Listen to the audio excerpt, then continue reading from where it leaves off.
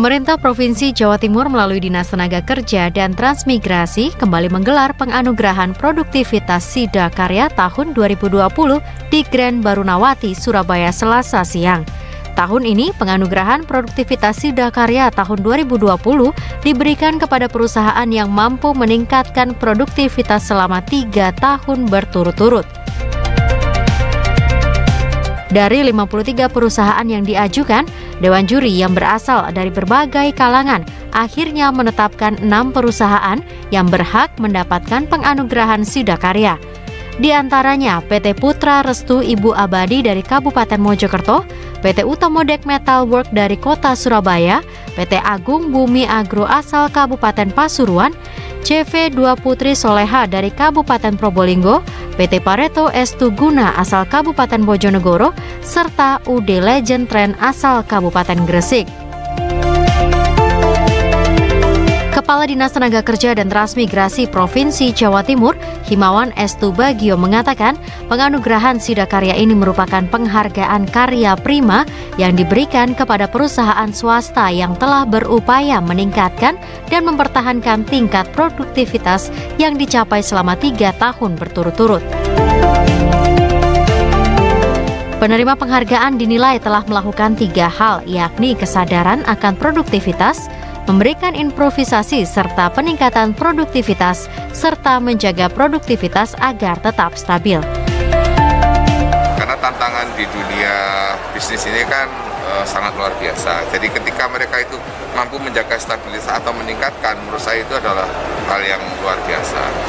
Nah, apa yang mereka lakukan ada 3 hal. Yang pertama adalah awareness to productivity, jadi kesadaran mereka untuk meningkatkan. Terus yang kedua adalah improvement to productivity, yang ketiga itu adalah maintenance to productivity. Jadi 1 itu kesadaran, 2 itu adalah melakukan peningkatan, improve, lalu ketiga itu memaintain, ya menjaga itu yang dilakukan. Dan kriteria penilaian ini sebenarnya dilakukan oleh tim yang dari berbagai unsur. Ada pengusaha, ada apindo, artinya kemudian ada instruktur, para ahli dan yang lain yang independen. Harapannya apa?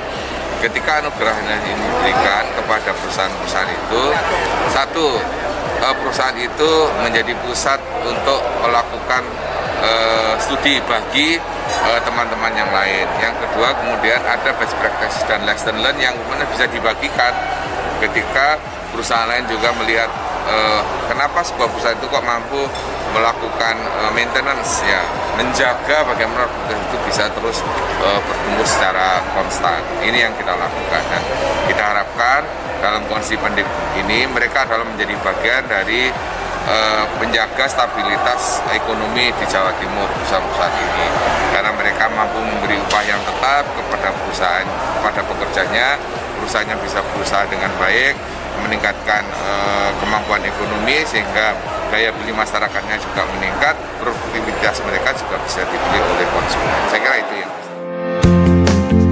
Sementara itu, salah satu perusahaan penerima penghargaan mengaku mengapresiasi penghargaan yang diberikan pihak Pemprov Jatim.